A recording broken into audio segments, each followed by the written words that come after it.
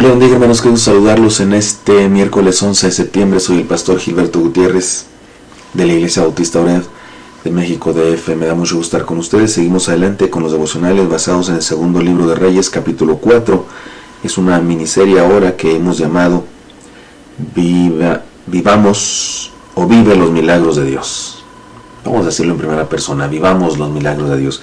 Es una sucesión de milagros que Dios realiza a través del ministerio del profeta Eliseo, y vamos a encontrar algunas enseñanzas. Este es un milagro muy interesante. Su narración es extensa y no lo estudiaremos todo. Yo recomiendo que usted lea todo el milagro desde el versículo 8, segundo de Reyes capítulo 4, versículo 8 hasta el versículo 37, pero ahora conmigo leeremos solamente hasta el versículo 17, ¿de acuerdo? Porque leeremos una parte del milagro, de la interacción de Eliseo con una mujer noble, una mujer rica de Sunam, y vamos a ver algunas enseñanzas. Oremos. Señor Santo, bendícenos por favor y habla en nuestras vidas, y te pedimos, Señor, que nos ayudes a experimentar y vivir a plenitud los milagros que tú realizas alrededor de nosotros. Te lo pedimos en Cristo Jesús.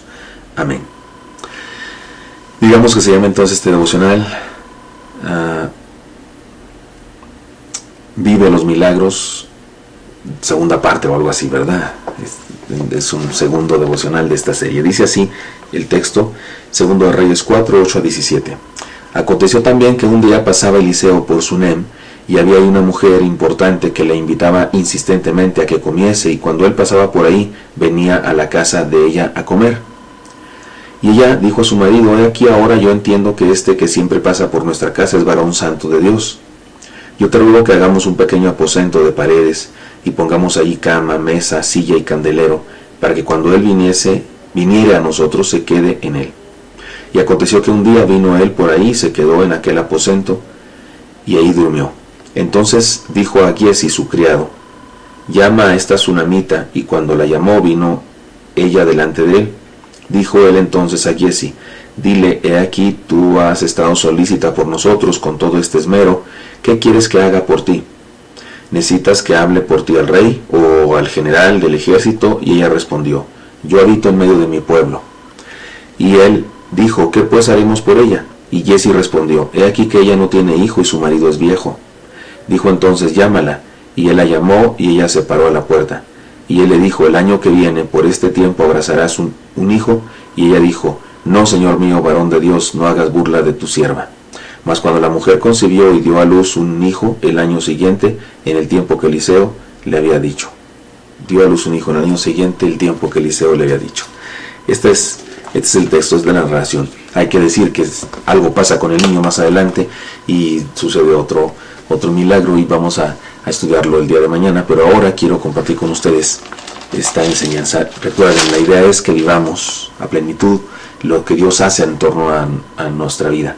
Ya lo hemos dicho que Él siempre hace milagros alrededor de nosotros. No siempre nos damos cuenta. Y hay algunas personas que, aunque se den cuenta de los milagros, no los aprovechan o no los viven a plenitud, o no aprenden la lección que está en medio de ese milagro. Por eso ustedes y yo debemos aprender esto. Y déjeme decir lo siguiente: este asunto, la manera como se describe a esta mujer, parece ser que era de la nobleza o del descendiente de la casa real, y es una persona importante, rica. La expresión que dice ella, vivo en medio de mi pueblo, hace alusión a eso, a su naturaleza de nobleza, y entonces maneja la idea de que no tiene grandes necesidades, como que hay quien se ocupa de ella. Muy bien, pero esto es parte de la enseñanza. Entonces, 3 cosas que decir en esto de vive los milagros de Dios. Número 1, valoremos el privilegio de la hospitalidad. Valoremos el privilegio de la hospitalidad. Sé que parece sencillo este asunto que estoy diciendo, pero no lo es. Mire lo que dice Hebreos 13:2. No olvidéis la hospitalidad, porque por ella algunos sin saberlo hospedaron ángeles. Hay en la escritura una importancia mayúscula que se le da a la hospitalidad. Cuando Dios describe, o cuando Dios a través de Pablo describe cómo debe ser un siervo de Dios, un líder espiritual, un pastor, un obispo, dice que debe ser hospitalario, que debe tener hospitalidad. Y aquí en Hebreos dice: no olvidéis la hospitalidad, porque Por ella algunos sin saberlo hospedaron ángeles. Aunque se está perdiendo eso en nuestro mundo, especialmente en nuestra ciudad de México, ¿no es cierto? Tocan la puerta y te asomas primero por una mirilla para ver quién es. Por supuesto, la inseguridad, los problemas de robos, asesinatos y esas cosas son los que nos dan miedo. Sin embargo, valoremos el privilegio de la hospitalidad. Servir a otros es un privilegio. Compartir con otros es un privilegio. Y los cristianos no deberíamos olvidarnos de este punto jamás. Es una manera de experimentar los milagros, porque en ocasiones las personas a las que hospedamos son mensajeros de milagros. Eso es lo que dice el pasaje de Hebreos. Valoremos el privilegio de la hospitalidad. Número 2, no sobrevaloremos el poder humano. No sobrevaloremos el poder humano.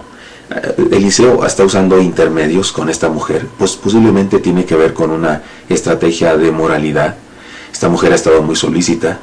Ellos son personas que pasan hacia una especie de circuito profético. Eliseo, esta mujer tiene un marido anciano, más adelante lo sabemos, y ella es joven. Y Eliseo quiere tener cierta distancia, ¿no es cierto? Y manda a su criado y a través de él hace el contacto y le pregunta, ¿qué necesitas? Y ella dice, incluso Eliseo le dice a través de su ayudante, ¿quieres que diga algo al general del ejército? ¿Necesitas que hable por ti al rey o al general del ejército? Ella respondió, yo habito en medio de mi pueblo. Y esta frase, yo habito en medio de mi pueblo, está diciendo, alguien se encarga de mis negocios. Soy una persona importante en el pueblo. No necesito nada. Tengo sangre azul, o tengo nobleza, o tengo gente a mi cargo, y no necesito nada. No sobrevaloremos el poder humano. Me parece que ella era una persona que confiaba demasiado en las condiciones sociales, económicas de su vida. Y sería bueno no hacerlo. No sobrevaloremos el poder humano. Número 3, pongamos delante del Señor nuestras necesidades y anhelos. Aunque no se lo dijo a Eliseo, ese era su gran anhelo, su gran dolor. Tal vez, piensan algunos escritores, que ella en el fondo de su corazón esperaba que el profeta hiciera algo por ella y confiaba en que él lo sabría porque era un hombre santo de Dios. Es una de las pocas veces que se usa la palabra santo para referirse a un profeta y ella lo utiliza. Y posiblemente en el fondo de su corazón ella sentía, bueno, si él es profeta va a saber cuál es mi necesidad o lo que sea. Pero el caso es que también posiblemente había un temor en su corazón. Cuando Eliseo le dice el asunto de darle a luz un hijo, ella dice, no juegues conmigo, no te burles. Es probable que había tenido ya años esperando tener un hijo y no lo tenía, y entonces eso le resultaba algo que ni siquiera podía manejar adecuadamente. Ya no quería ni pensar en eso porque no quería volverse a desilusionar. Eso pasa cuando un matrimonio, no sé, han perdido algunos embarazos. Hay un temor incluso de volver a embarazarse porque ha habido la emoción y luego el fracaso, aparentemente fracaso, y hay mucho dolor. Sin embargo, la enseñanza aquí es muy clara. Pongamos delante del Señor nuestras necesidades y anhelos. ¿Qué necesitas? Esto necesito. A veces nuestra posición, nuestra dignidad, nuestro concepto de nosotros mismos nos impide reconocer nuestra invalidez o nuestra necesidad, nuestro profundo dolor por una cosa, y se nos dificulta en ocasiones reconocer y poner delante de Dios nuestras necesidades. Pues no lo hagamos más así. Vayamos a Dios, pongamos delante del Señor nuestras necesidades, incluso nuestros anhelos. Se vale decirle a Dios las cosas que anhelo. No solo las cosas que necesito, sino incluso las cosas que anhelo, que aparentemente no las necesito, pero las anhelo con todo mi corazón.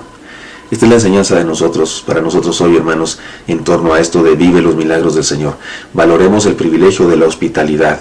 Nunca sabremos cómo Dios quiere bendecirnos y posiblemente manda mensajeros. Seamos hospitalarios. Número 2, no sobrevaloremos el poder humano, la influencia, la posición.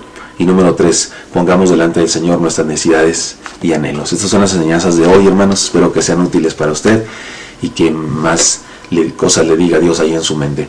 Y nos vemos el día de mañana. Señor Santo, bendícenos por favor y ayúdanos a vivir y a compartir los milagros que haces en nuestra vida. Te lo pedimos en Cristo Jesús. Amén.